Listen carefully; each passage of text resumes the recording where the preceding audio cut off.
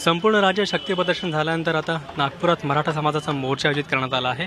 नागपूरच्या यशवंत स्टेडियममधून हा मोर्चा निघणार असून मोठ्या संख्येने या समाजात या मोर्चात सहभागी व्हावयाचं आवाहन करण्यात आलं आहे। कोपर्डीचा प्रश्न असेल, आरक्षणाचा प्रश्न असेल, अशा अनेक मुद्द्यांवर हा मोर्चा आयोजित करण्यात आला असून राज्यात आतापर्यंत एकूण 52 मोर्चे वेगवेगळ्या जिल्ह्यातून असे आयोजित करण्यात आले आणि एकूण त्याची पूर्वतयारी नागपुरातल्या या कार्यालयात सुरू आहे आणि इथे मोठ्या संख्येने तरुणी इथे आले आहेत। मोर्चाची तयारी ते करत आहेत। या सर्व महत्त्वाच्या मुद्द्यावर राज्यात अनेक ठिकाणी मोर्चे निघाले आणि एका प्रकारे मोठ्या संख्येने या समाजाच्या लोकांनी सहभाग घेतला होता आणि आता विदर्भात जेव्हा मोर्चा निघतो त्यामुळे हा कुणबी मराठा मोर्चा असं ह्या पूर्ण मोर्चाचा सहभाग स्वरूप राहणार आहे आणि त्यामुळेच या मोर्चाला उद्या जेव्हा आपला नियोजित स्थळी पोहोचेल तेव्हा मुख्यमंत्र्यांनी निवेदन स्वीकारावं अशी अपेक्षा या मोर्चेकरांची आहे। आणि महत्त्वाचं म्हणजे नागपुरात अधिवेशन सुरू आहे आणि अधिवेशनामध्ये हा मुद्दा सातत्याने गाजला आहे।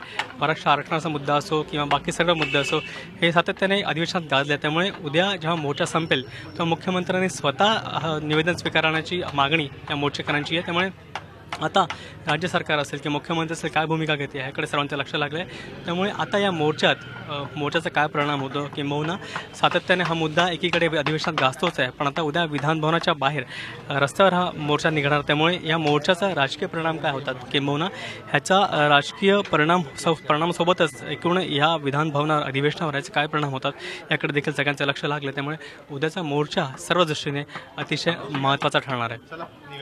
Video journalist Ratnasheel Akhilesh Halwe, Zee media, Nagpur. Zee 24 Taas रहा एक पाऊल पुढे।